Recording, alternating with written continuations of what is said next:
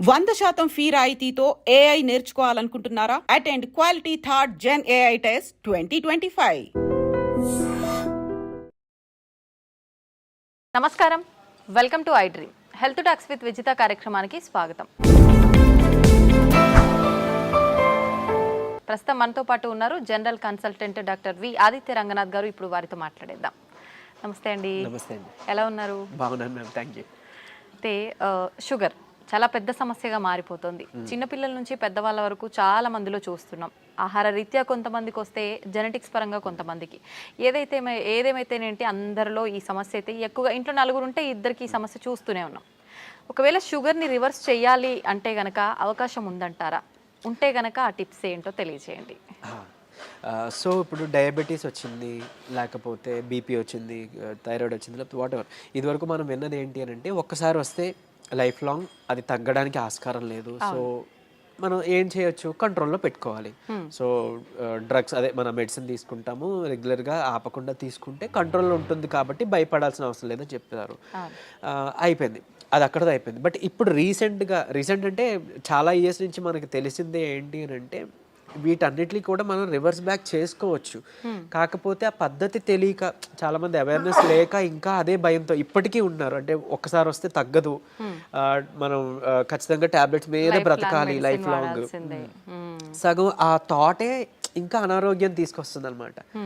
So అసలైన నిజం ఏంటి అని అంటే డయాబెటీస్ని కూడా మనం రివర్స్ చేసుకోవచ్చు ఖచ్చితంగా. అంటే నేను చెప్తుంది రివర్స్ అంటే పూర్తిగా డయాబెటీస్ అసలు లేకుండానే మనం ఫర్దర్గా మనం జీవించవచ్చు, మన లైఫ్ లీడ్ చేయొచ్చు. అవకాశం ఖచ్చితంగా ఉంది. అంటే ఆరోగ్య సూత్రాలు పాటించడం వల్లనే. ఏంటండి మరి అవి? సో మెయిన్గా ఇప్పుడు డయాబెటీస్ రావడానికి కారణం ఒకటి ఇన్సులిన్ రెసిస్టెన్స్. సరే, ఇన్సులిన్ రెసిస్టెన్స్ అంటే ఏం లేదండి, ఇప్పుడు మనం ఎక్కువసార్లు తీసుకుంటాం, డే మొత్తంలో ఎక్కువసార్లు తినడం, లేదా ఏదైనా మధ్యలో గ్యాప్స్లో మళ్ళీ ఇప్పుడు లంచ్, డిన్నర్, పొద్దున్న బ్రేక్ఫాస్ట్కి మధ్యలో మళ్ళీ ఏదైనా టీ, ఏదో కాఫీ అలవాటు ఉంటుంది, లేదంటే ఇంకేదైనా స్నాక్స్ తింటాం. ఇలాంటి అలవాటు ఎక్కువ అయిపోయి ఏంటి అని అంటే మనం ఏది తిన్నా ఏది తాగినా, అంటే వాటర్ తప్పిస్తే మిగిలిన ఏం తీసుకున్నా మన బాడీలో ఇన్సులిన్ ప్రొడక్షన్ జరుగుతుంది. సో టైప్ 2 డయాబెటీస్ అంటాం ఏంటి, ఇన్సులిన్ ప్రొడక్షన్ ఉంటుంది మన బాడీలో, జనరేట్ అవుతుంది, కానీ ఆ కణాలు సరిగ్గా ఇన్సులిన్ని యూజ్ చేసుకోలేకపోతున్నాయి. దాన్ని టైప్ 2 డయాబెటీస్ కింద పరిగణిస్తున్నారు. ఒకవేళ ఇన్సులిన్ ప్రొడక్షనే లేదు బాడీలో, మన ప్యాంక్రియాస్ సరిగ్గా పనిచేయట్లేదు, అందులో ఐలెట్స్ ఆఫ్ లాంగర్హాన్స్ అని ఒక కణాలు ఉంటాయి, దాని నుంచే మనకి ఇన్సులిన్ వస్తుంది. సో ఇన్సులిన్ సరిగ్గా ప్రొడక్షన్ లేదు అని అంటే అది టైప్ 1 కింద మనం పరిగణిస్తున్నాం. చిన్నపిల్లల్లో కూడా టైప్ 1 అది చూడొచ్చు. సో ఇప్పుడు ఇన్సులిన్ ప్రొడక్షన్ జరిగి మనం తిన్న ప్రతిసారి మన గ్లూకోజ్ లెవెల్స్ ఏదైతే ఉందో అది మేనేజ్ చేయడానికి ఇన్సులిన్ ప్రొడక్షన్ జరిగి, అంటే స్పైక్ అయ్యి అది కంట్రోల్ తీసుకొచ్చి మళ్ళీ అది ఇన్సులిన్ తగ్గి ఆ స్పైక్ తగ్గి మళ్ళీ మనం తింటున్నాం, మళ్ళీ పెరుగుతుంది కదా. ఇలా అస్తమానం పెరిగి తగ్గడం వల్ల మన బాడీ అలవాటు పడిపోతుంది ఆ ఇన్సులిన్, సెట్ అయిన ఇన్సులిన్ లెవెల్కి. సో ఇన్సులిన్ రెసిస్టెన్స్ వచ్చేస్తే ఏమవుద్ది, ఇదే గ్లూకోజ్ని, అంటే రోజువారీ తినే సేమ్ అదే మోతాదు ఒక గ్లూకోజ్ని మనకి ఇప్పుడు మెటబలైజ్ చేయాలి అని అంటే ఇన్సులిన్ ఈ మోతాదుకి మించి ఇంకా ఎక్స్ట్రా ప్రొడక్షన్ జరగాల్సి వస్తుంటుంది అనమాట. అంటే ఈ లెవెల్కి అది కంట్రోల్కి రావట్లేదు, దాన్నే ఇన్సులిన్ రెసిస్టెన్స్ అంటున్నాం. సో మనం చేయాల్సిన పని ఏంటి అంటే ఇన్సులిన్ రెసిస్టెంట్ తగ్గించి ఇన్సులిన్ సెన్సిటివిటీ మనం పెంచుకోవాలి ఒకటి. తర్వాత ఆహారంలో చిన్న మార్పులే, అంటే ఇప్పుడు డయాబెటీస్ మనం ఇది చేయాలి అని అంటే సరే ఏముంది రైస్ మానేయండి అని చెప్తారు, అంతే కదా, మాకు చాలా ఇబ్బంది, మేము చేయలేము అని అంటారు. అలా ఏం కాదు, కొన్ని పద్ధతులు ఉన్నాయి, నేను చెప్తాను ఇప్పుడు ఖచ్చితంగా. అది పాటిస్తే ఏకంగా డయాబెటీస్ చక్కగా కంట్రోలే కాకుండా రాబోయే రోజులు, అంటే మీకు ఫస్ట్ 3 months 4 months కంట్రోల్ తెచ్చుకుంటారు. ఆ పైనుంచి మనకి టార్గెట్ ఏంటి అని అంటే మనం వాడుతున్న మెడిసిన్ నెమ్మదిగా డోస్ తగ్గించుకోగలగాలి. అంటే తగ్గించగలగాలి అంటే ఆటోమేటిక్గా మనకి లెవెల్స్ తగ్గితే యాజ్ ఏ మీ డాక్టర్ కానీ మేము కానీ తగ్గించగలుగుతాం కదా. తగ్గించిన తర్వాత దీన్ని పూర్తిగా రివర్స్ బ్యాక్ చేసుకొని నార్మల్ లైఫ్, అంటే ఆ ఫుడ్ని తీసుకుంటూ చక్కగా మనం ఎలాంటి ట్రీట్మెంట్, అంటే ఈ డ్రగ్స్ తీసుకోకుండా ఉండడం. మళ్ళీ అది తగ్గిపోయిన తర్వాత మళ్ళీ పంచదార తినేస్తాం, మైదా పిండి తినేస్తాం, గోధుమ పిండి తినేస్తాం, లేకపోతే ప్రాసెస్డ్ ఫుడ్ తినేస్తాం. అంటే అసలు అదే మెయిన్ ప్రాబ్లం. అంటే high saturated fats, high carbohydrates ఉండడం వల్లనే మనకు వస్తుంది. ఇది వరకు వాళ్ళకి, అంటే మన పెద్దలకి అప్పట్లో ఎందుకు రాలేదంటే వాళ్ళు ఇవేం తీసుకోలేదు కాబట్టి వాళ్ళకి రాలేదు. సో మనం అది ఫుడ్డే ఇది ఫుడ్డే కదా, ఏదో నార్మల్ లైఫ్, అంటే తగ్గిన తర్వాత మళ్ళీ తినేవచ్చు అన్న వాళ్ళకి ఇది ఆన్సర్ చెప్తున్నా. సో అది కాదు, నార్మల్గా మీరు రైస్ తీసుకోవచ్చు, రైస్ పూర్తిగా మానే అవసరం లేదు, కాకపోతే రైస్తో పాటు కొన్ని తీసుకోవాల్సి ఉన్నాయి. సో చూడండి సింపుల్ టెక్నిక్, హై కార్బోహైడ్రేట్స్ తీసుకోకూడదు, హై కాంప్లెక్స్ కార్బోహైడ్రేట్స్ తీసుకోకూడదు, తర్వాత హై సాచురేటెడ్ ఫ్యాట్స్ తీసుకోకూడదు. సో ఇవి తప్పిస్తే మరి మిగిలిన ఆప్షన్ ఏంటి? కొంతమంది ఇక్కడ ఏం చేస్తారంటే కార్బోహైడ్రేట్స్ తీసుకోకూడదు అన్నారు కాబట్టి పూర్తిగా కార్బోహైడ్రేట్స్ని తగ్గించేస్తున్నారు, అంటే నో కార్బోహైడ్రేట్ ఫుడ్ అంటారు, అలా వెళ్ళిపోతున్నారు, కీటో డైట్స్ అని. అలా వద్దు. అలా అయితే ఏమవుతుందంటే మనకి ఇన్ని సంవత్సరాలు లేదా ఇన్ని జనరేషన్స్గా మనకి బాడీకి కార్బోహైడ్రేట్స్ అలవాటు, సో దాని డైజెషన్ అలవాటు, సో అక్కడ నుంచి మళ్ళీ అది బ్రేక్ డౌన్ అయ్యి గ్లూకోజ్ కింద మనకి కన్వర్ట్ అవుతుంది, మనకి శక్తిని ఇస్తుంది, బాగుంది. మీరు తినడం మానేస్తే ఒకటి మీకు కూడా బాడీకి అది కొత్తది ఏంటంటే కార్బోహైడ్రేట్స్ అసలు అది డైజెషన్ చేసే ఒక పద్ధతే మర్చిపోద్ది మన బాడీ. సో రేపు పొద్దున్న నార్మల్ సింపుల్గా కార్బోహైడ్రేట్స్ తీసుకున్నా దానికి చాలా కష్టపడాల్సి వస్తుంది. అండ్ ఈవెన్ ఒకవేళ జెనెటికల్గా నెక్స్ట్ జనరేషన్స్ పాస్ ఆన్ అయింది అనుకోండి, అది ఇంకా ఇబ్బందిగా, అంటే నార్మల్ అన్నమే మనం అరాయించుకోలేకపోవచ్చు, లేకపోతే నార్మల్ సమోసానే ఎంజాయ్ చేయలేకపోవచ్చు మనం. సో అట్లా, సో సరే ఓకే, హై కార్బ్స్ అంటే తెలుసు, ఈ రైస్ నార్మల్గా అవి తీసుకునేవి, ఈ రైసు తర్వాత ఈ మైదా గోధుమ పిండి ఇవన్నీ తినమని చెప్తుంటారు, అంటే రైస్ని తగ్గించి మైదా గోధుమ పిండి తినమని అంటారు కదా. సో అది కూడా రిఫైన్డ్ తీసుకుంటే, పంచదార లేకపోతే గోధుమ పిండి ఇవన్నీ రిఫైన్డ్ ఫ్లోర్ బయట కొని తెచ్చుకుంటే అది కూడా మళ్ళీ మనకు ప్రాబ్లమే. సో మనం మిల్లులో వెళ్ళి ఆడించుకుందాం, అంటే డైరెక్ట్గా వెళ్ళి మనం గోధుమలు అలాగా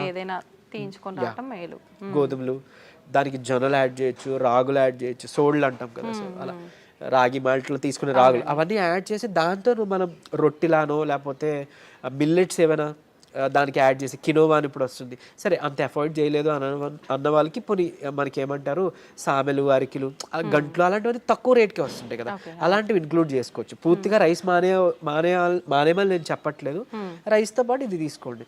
సరే ఇదంతా కాదులేండి, ఓన్లీ రైస్ నాకు కర్రీ మాత్రమే అలవాటు ఉంది, పోనీ ఇంకేదైనా సింపుల్గా చెప్పండి అని అంటే ఉంది ఒక పద్ధతి. మనకి ఇప్పుడు ఇన్సులిన్ రెసిస్టెన్స్ అని మాట్లాడుకున్నామే, HbA1c మీ అందరికీ తెలుసు, 3 నెలల యావరేజ్ తీస్తే మనకి ఎంత ఉంది అనే దాని మీద మన డయాబెటీస్ ఉందా లేదా, కంట్రోల్లో ఉందా లేదా అని తెలుస్తుంది. సో దాన్ని మనం కంట్రోల్ పెట్టడానికే కదా ఇప్పుడు అన్నీ చెప్తున్నాం, మన ఇన్సులిన్ వాడాలన్నా లేకపోతే ఈ మెట్ఫార్మిన్ మన డయాబెటీస్ డ్రగ్స్ వాడాలంటే కూడా మనకు అలానే దేవుడు కూడా ఇచ్చిన ఆహారంలో ఈ పని చేసే ఉంది. ఏంటి అని అంటే ఒకటి కీరా దోసకాయలు, తర్వాత పంకిన్ సీడ్స్ గుమ్మడి గింజలు, తర్వాత పాలకూర.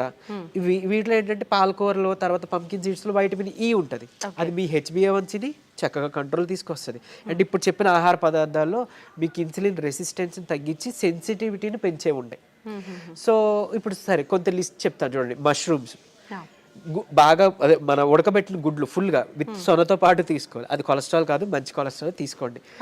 సో తర్వాత నెయ్యి, తర్వాత మన కీరా దోసకాయలు, తర్వాత ఓట్స్, గ్రీన్ పీస్ అదే మన పచ్చి బఠానీలు, తర్వాత రాజ్మా, కిడ్నీ బీన్స్ అంటాం రాజ్మా, అలానే మిగిలిన బీన్స్ కూడా చక్కగా మిగిలిన రకాల బీన్స్, చిక్కుళ్ళు బీన్స్ ఇట్లాంటివన్నీ తీసుకుంటే కనుక ఇవన్నీ కూడా మీ ఇన్సులిన్ రెసిస్టెన్స్ని తగ్గించినవే.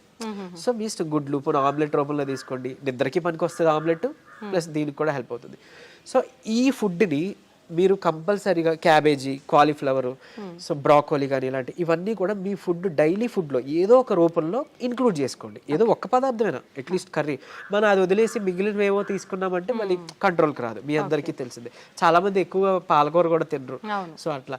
లేదంటే మునగాకు ఉంది, సో మునగాకును కూడా మీరు పౌడర్ రూపంలో చేసుకోవచ్చు, ఎండబెట్టేసి చక్కగా పౌడర్ చేసుకొని ఒక చెంచా యాడ్ చేసుకోండి ఒక ముద్దకి, అన్నంతో పాటు రైస్తో తీసుకోవచ్చు, హాట్ వాటర్ తీసుకోవచ్చు, మజ్జిగలో కలిపి తీసుకోవచ్చు. ఇది ఒక మనిషికి డైలీ లిమిట్ ఒక చెంచా. సో అట్లా అని ఇప్పుడు ఏం చేస్తారంటే కొంతమంది ఏదైనా రసం, చారు దాంట్లో కలిపేస్తారు, బట్ అది కలిపేస్తే అంటే ఇంట్లో 3 members 4 members ఉంటే అందులో ఎవరికి ఎంత వెళ్ళేది తెలియదు కదా. సో డైరెక్ట్గా మీరు కలుపుకోవడం బెటర్, ఏదర్ వాటర్లోనో మజ్జిగలోనో లేదా మీ అన్నం గిన్నెలోనో.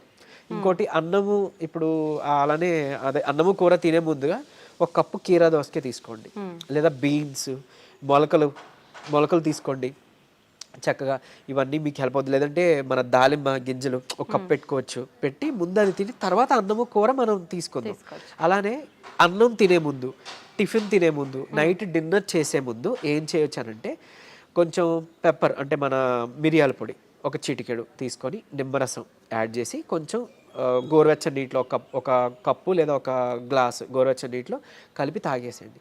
ఎందుకు అనంటే ఇప్పుడు ఈ పెప్పర్లో ఉండే పైపరిన్ అనేది మన ఏమంటారు యాక్టివ్ ఇంగ్రీడియంట్, మెడిసినల్ వాల్యూ ఉండే ఇంగ్రీడియంట్. ఇది మన లివర్లో, ప్యాంక్రియాస్లో అదే ఎక్కడి నుంచి అయితే ఇన్సులిన్ వస్తుందో అందులో అక్కడ డైజెషన్ ఎంజైమ్స్ని వాటిని కూడా మంచిగా ఇది ఏమంటారు మెటబాలైజ్ చేస్తుంది. కరెక్ట్గా మెటబాలిజం బాగా జరిగి ఎంజైమ్స్ అన్ని మంచిగా ఫంక్షన్ అయ్యేలా చేస్తుంది. సో తర్వాత ఇంకొకటి మోర్ ఓవర్ ఈ ఏవైతే కాంప్లెక్స్ కార్బోహైడ్రేట్స్ మన హై కార్బ్స్ అన్నాం కదా దాన్ని బాగా కరెక్ట్గా డైజెషన్ జరిగేలాగా మెటబాలైజ్ అయ్యేలాగా ఇది హెల్ప్ చేస్తుంది. అండ్ ఈవెన్ మన పోషకాలు ఏవైతే ఉన్నాయో ఆకుకూరలోనో లేకపోతే మనం తీసుకునే ఫుడ్లోనో అవి మనం వంట పట్టడం అంటాం కదా మన అబ్జార్ప్షన్ అవి అబ్జార్బ్ చేయడానికి ఈ పైపర్ ఈ పెప్పర్ మన మిరియాలు పొడి చాలా బాగా హెల్ప్ చేస్తుంది. సో ఈ రూపంలో తీసుకున్నారనుకోండి మీరు తిన్న తర్వాత పెరిగే షుగర్ లెవెల్స్ కంట్రోల్కి వస్తాయి. అండ్ ఈవెన్ మనకి లోపల ఫంక్షనింగ్ బాగా మెరుగుపడుతుంది. ఇకపోతే డయాబెటీస్ రివర్సల్ గురించి వద్దాం. సో నేను ఇప్పుడు చెప్పింది 3 to 4 months చేస్తే ఖచ్చితంగా మీ షుగర్ లెవెల్స్లో చాలా వరకు మీకు తగ్గడం మీరే గమనించుకుంటారు. మీరు ఇంత అద్భుతంగా పనిచేస్తుందా అని అంటారు. ఎందుకనంటే చాలా మందికి ఒకటి ఉండిపోయింది సైకలాజికల్గా, అంటే drugs like what ever medicine మాత్రమే మెడిసిన్, ఫుడ్ అంటే జస్ట్ ఆహారం మాత్రమే. అసలు కాదు. మీకు గుర్తుంటుంటే ఎప్పుడైనా మీ నాన్నమ్మలు అమ్మమ్మలు మీకు ఎప్పుడైనా పొట్టనొప్పి వచ్చింది అని అంటే ఏదైనా వాము కొంచెం సాల్ట్ కలిపిస్తే వెంటనే తగ్గడం మనం గమనించి ఉంటాం. లేదంటే మెంతులు మింగేసి తాగేయండి వాటర్ అంటే అవన్నీ ఎందుకు పనిచేస్తున్నాయి? ఇప్పుడు యాంటాసిడ్స్ ఏవో వెళ్ళి పరగడుపున మాత్రం మనం పైకి వెళ్ళి తెచ్చుకొని వేసుకుంటున్నాం. అవేం అవసరం లేకుండా వాళ్ళు బతికారు కదా. ఎలా బతికారు? ఇలానే ఇవన్నీ ఫుడ్డే మెడిసిన్. మనకు ఒక మెడికల్ షాప్ ఉంది. ఎగ్జాక్ట్లీ మనకి ఏదైనా అనారోగ్యం వస్తుంటే మెడికల్ షాప్ కి మనం బయటకు వెళ్ళవద్దు, మన కిచెన్ లోకి వెళ్ళాలన్నమాట. యాక్చువల్గా పోపుల డబ్బాలే మనకి డ్రగ్ ఇది అన్నట్లు, స్టోర్ అన్నట్టు. సో ఖచ్చితంగా ఇది వర్క్ అవుతుంది. అండ్ మోర్ ఓవర్ అంటే ఇప్పుడు మన బెర్రీస్ నుంచి ప్లాంట్స్ నుంచి ఎక్స్ట్రాక్ట్ చేసిన బెర్బరిన్ అనేది ఒక సప్లిమెంట్ ఉంటుంది ఆబ్వియస్లీ.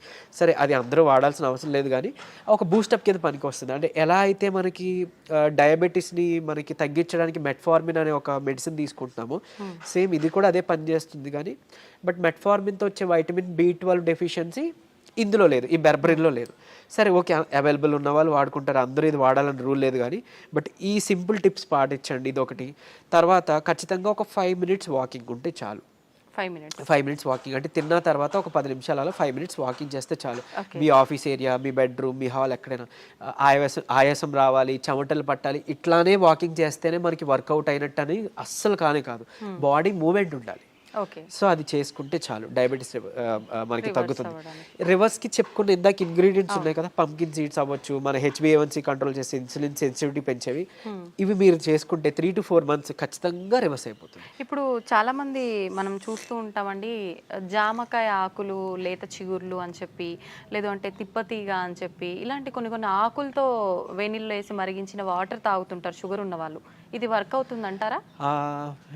యాక్చువల్గా ఇప్పుడు జామాకులు ఉన్నాయి కదా, లేత తీసుకొని ఒక 4 ఆకులు మనం వేడి నీటిలో వేసి మరిగించి కషాయంలా తీసుకొని ఉదయం సాయంత్రం లేదా ఒక పూట అట్లీస్ట్ పరగడుపునైనా కానీ తాగితే కనుక అమోఘంగా ఆ రోజే పెరిగిన షుగర్ లెవెల్స్ తగ్గిపోయాయి.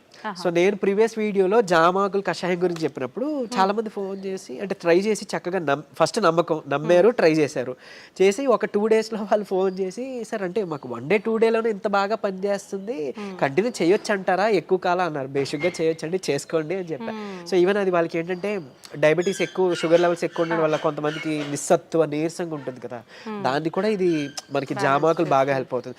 జామకాయ తినొచ్చు, బొప్పాయి తినొచ్చు, అట్లనే జామాకులు కషాయం బాగా హెల్ప్ అవుతుంది, తీసుకోవచ్చు. తిప్పతీగ కూడా తీసుకోవచ్చు. బట్ తిప్పతీగ చాలా మంది తెలియక కోవిడ్ టైంలో అంటే ఇప్పుడు వైరస్ నుంచి బయటపడాలని తెలియక చాలా మంది ఓవర్ డోసెస్లో తీసుకుని వితిన్ 15 daysలో వాళ్ళ లివర్ మొత్తం డ్యామేజ్ అయ్యి ఎమర్జెన్సీ వార్డులో అడ్మిట్ అవ్వడం, చనిపోవడం జరిగింది. కానీ నేను ఇక్కడ చెప్పే ఒక ముక్క, తిప్పతీగ ప్రాబ్లం కాదు, ఓవర్ డోస్ ప్రాబ్లం. కాబట్టి తిప్పతీగని మనం ఇప్పుడు ఒకవేళ ఒక లైక్ 1 inch తీసుకున్నాం అనుకోండి, ఆ రూట్ ఏదైతే ఉందో దాన్ని బాగా బాయిల్ చేసి మనం దాన్ని తాగొచ్చు. దాంట్లో కొంచెం ఉసిరి పొడి యాడ్ చేయొచ్చు, లేదంటే మునగాకు యాడ్ చేసుకోవచ్చు 1/2 spoon అట్లా. ఇలాగా మనం తీసుకున్నాం అనుకోండి మనకి మంచిగా బెనిఫిటే.